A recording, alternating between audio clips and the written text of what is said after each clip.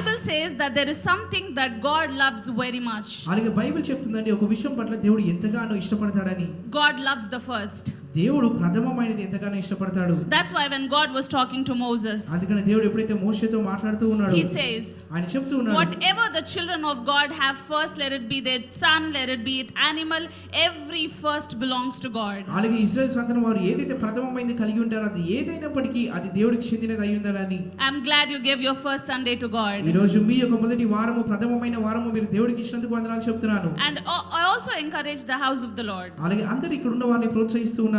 We need to learn on how to give first to God. అలాగే ప్రథమమైన విషయాలు దేవుడికి ఇవ్వడం ఎలాగో మనం నేర్చుకోవాలి. When we wake up in the morning, అలాగే మనం ఉదయకాలం లేచినప్పుడు we have to give our first hour to God. అలాగే మన యొక్క మొట్టమొదటి సమయం చూసినట్లయితే When we have our children, మనకి పిల్లలు కలిగినప్పుడు the first belongs to the Lord. మొట్టమొదటి ప్రథమమైనది జ్యేష్ఠమైనది. That's why we always call our elder daughter the holy one. అందుకని మొదటి కుమార్తెలు ఎవరైతే ఉంటారో వారు పరిశుద్ధమైన వారని చెప్తూ ఉంటాము. We need to give our first priority to God. మొట్టమొదటి ప్రాధాన్యత మనం దేవుడికి ఇస్తూ ఉండాలి. Why do we do that? ఎందుకు మనం అలా చేస్తూ ఉంటాము? I really like one scripture in the book of Romans. అలాగే రోమీయులకు రాసిన పత్రికలో ఒక లేఖన భాగం ఉంది. Paul writes and he says, అలాగే పౌలు చెప్తూ ఉన్నాడు, if the first portion is holy, అలాగే ప్రథమమైనది పరిశుద్ధమైనది the అయితే whole batch is holy. అలాగే మిగతాదంతా కూడా So if you పరిశుద్ధమైనది. give your first week to God, అలాగే మీ మొదటి వారమును దేవుడికి ఇచ్చారు the కాబట్టి rest of the 3 weeks become holy. అలాగే మిగతా 3 వారాలు If you పరిశుద్ధంగా give your tithes to God, నీ యొక్క సమయం దేవుడికి ఇచ్చినప్పుడు the rest 90 becomes holy. అలాగే మిగతా 90% So దేవుడికి if you're investing your rest 20 into something else, you know what, you get much bigger fruit. అలాగే మిగతా 20% ఎప్పుడైతే మీరు దేనిలో పెట్టుబడిగా పెట్టినప్పుడు ఇంకా ఫలభరితంగా ఉంటుంది. Because now you're not investing money.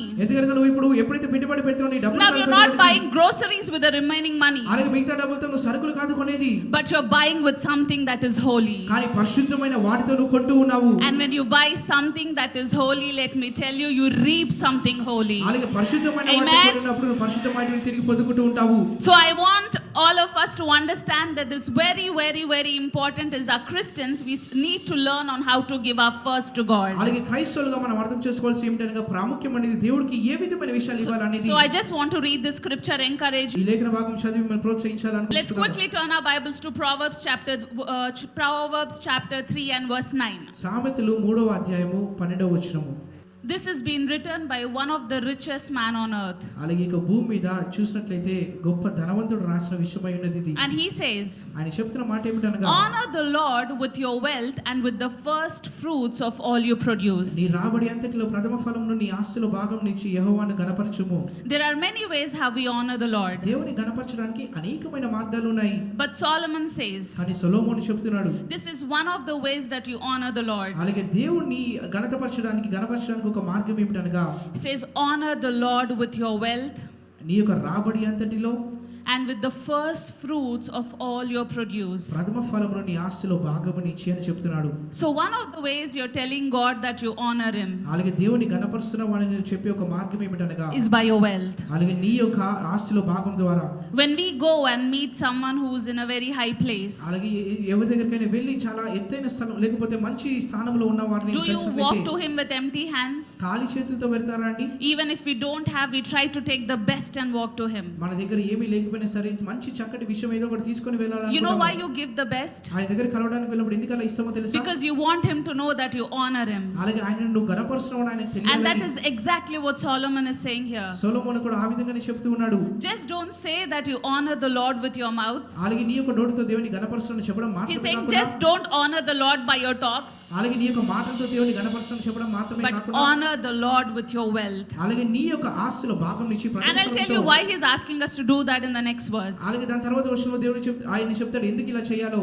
And the verse 10 says, అలాగే 10వ వచనం చెప్తుంది, then అప్పుడు then your barns will be filled with plenty, అప్పుడు నీ కోట్లలో ధాన్యము సమృద్ధిగా and your ఉండును. words will be bursting with wine. నీ గానిగలో నుండి క్రొత్త ద్రాక్షారసము పైకి పొర్లి పారును. You know what is interesting when it comes to Christians? అలాగే క్రైస్తవుల దగ్గరికి వచ్చినప్పుడు ఆసక్తికరమైన విషయం ఏంటో తెలుసా? We do fasting prayers asking the Lord to fill our pantries. అలాగే ఉపవాస ప్రార్థన చేస్తుంటాం, మనకి దేవుడు మన యొక్క గిన్నెలన్నీ కూడా పొంగి పొర్లించే విధంగా We go on a hunger strike thinking that we are twisting the arm of God to give us more. ఈ యొక్క ఉపవాసం ఉండడం ద్వారా దేవుని ఏదో తిరిపి దేవుని యొక్క మనసును మార్చి మనకు దేవుడు ఎక్కువ ఇస్తాడులే అనుకుంటూ And ఉంటాము. we do all kinds of stunts to receive from the Lord. అలాగే ప్రభు దగ్గర నుంచి పొందుకోవడానికి ఏదైతే చేయాలో అన్ని చేస్తాము. But Solomon is teaching the children of God. కానీ సొలొమోను దేవుని యొక్క కుమారులకు He's telling, if you want your barns to be filled, అలాగే మీ యొక్క గానుగలు నింపబడాలంటే just not filled, అలాగే కేవలం నింపబడడం మాత్రమే కాకుండా filled with plenty. అలాగే పొరలి పారే And your words will be bursting with wine. నీ కోట్లలో ధాన్యము సమృద్ధిగా ఆయన ఉంటుంది. ఏమంటున్నాడు అంటే పొంగి పొరలడము అంటున్నాడు. He's saying that in your house, if you want to see the overflow, if you want to see everywhere you look, you want to see the good things, he's telling, let me tell you what you have to do. He's telling that honor the Lord with your wealth, and you can never stop what the Lord is going to do in your families. Amen. ఆయన చెప్తుంది ఏమిటనగా నువ్వు ఎప్పుడైతే దేవుని గణపరుస్తుంటావో నీ జీవితంలో కుటుంబ జీవితంలో దేవుడు చేసే కార్యం ఎప్పుడు కూడా మరవజాలని విధంగా ఉంటుంది. I never like doing giving. అలాగే నాకు చూసినట్లయితే I don't usually get into the topic of giving. అలాగే ఇచ్చే అనే అంశంలోకి నేను ఎప్పుడు కూడా వెళ్ళను. Because for a long time I was a very uncomfortable giver. అలాగే చాలా కాలంగా చూసినట్లయితే ఇచ్చే విషయంలో నేను కూడా చాలా అసౌకర్యంగా ఉండేవాడిని. But God had to teach me. కానీ దేవుడు నాకు నేర్పించాడు. And then I realized after becoming a pastor, అలాగే కాపురి అయిన తర్వాత నాకు తెలిసింది we don't teach you about giving అలాగే మీకు ఇవ్వడం అనేది నేర్పించడము so that we can receive, అలాగే మేము పొందుకోవాలని కాదు, but we teach you giving because you can receive. అలాగే మీరు పొందుకోవాలని చెప్తూ ఉంటాము. I really like how our pastor says this. మన పాస్టర్ గారు ఎప్పుడు కూడా చెప్తుంటారు. He says you live by your giving to God, అలాగే నువ్వు ఎలా జీవిస్తావు అనగా నువ్వు దేవుడికి ఇచ్చే and విషయాన్ని we బట్టి live by our giving to God. మేము ఎలా జీవిస్తాం అనగా దేవుడికి ఇచ్చే విషయాన్ని బట్టి అని So చెప్తుంటారు. the lifestyle of what you are living is the lifestyle of how you are giving to God. నీ జీవన శైలి ఎలా ఉంటుంది అనగా దేవుడికి ఇచ్చే విషయంలో నీ జీవన శైలి ఎలా ఉందో అలాగనే ఉంటుంది.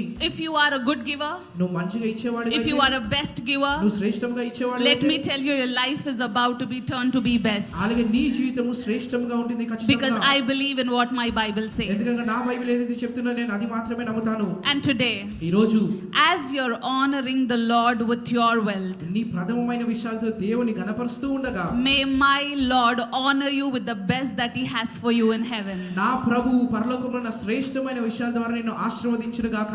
As you're honoring the Lord today with your wealth, అలాగే ఈ రోజు నీ యొక్క ధనముతో దేవుని నువ్వు గణపరుస్తూ ఉండగా I believe that my Lord will honor you in front of everybody that lifted a finger against అలాగే you. ఎవరైతే నీ వైపు ఏలెత్తి చూపించారో దేవుడు వారి ఎదుట లేవనెత్తుతాడని నమ్ముతున్నాను. Amen. Amen. Are you happy? మీరు సంతోషంగా The ఉన్నారా? Lord says that I love a cheerful giver. అలాగే ప్రభు చెప్తున్నాడు నేను చిరునవ్వుతో ఇచ్చేవారిని It's ఇష్టపడతానని. never about the quantity when it comes to the kingdom of God. దేవుని యొక్క రాజ్యం దగ్గరకు వచ్చినప్పుడు మీరు ఎంత ఇస్తున్నారు అనేది కాదండి But ప్రాముఖ్యమైనది. what matters is the quality. అలాగే మీరు ఎంత నాణ్యమైనది ఇస్తున్నారు అనేది What ప్రాముఖ్యమైనది. matters is what is in your heart while you're putting that to the God. అలాగే దేవుడికి ఇచ్చినప్పుడు నీ యొక్క హృదయ వైఖరి ఎలా ఉన్నదో ప్రాముఖ్యమైనది. And let me tell you, ఒక విషయం చెప్తాను. if today you are honoring the Lord with everything that you got, అలాగే నీకున్న దానితో సమస్తముతో దేవుని నువ్వు గణపరుస్తున్నట్లయితే God is saying that I'm going to fill your barns with plenty. దేవుడు నీ యొక్క కోట్లను సమృద్ధిగా ఉంచుతాడని And your చెప్తున్నాడు. pots are going to overflow and spill the wine all across, నీ గానుగలు పొంగి పొర్లుతాయని చెప్తున్నాడు. so that you can be a blessing to nation. నువ్వు ఈ యొక్క దేశానికి Amen. దీవెనకరంగా ఉంటావు. Amen. Come on, let us all put on a smile on our face, get excited, clap our hands and worship the Lord and start giving. చిరునవ్వుతో మనం దేవుడికి సమర్పించుకుందామండి.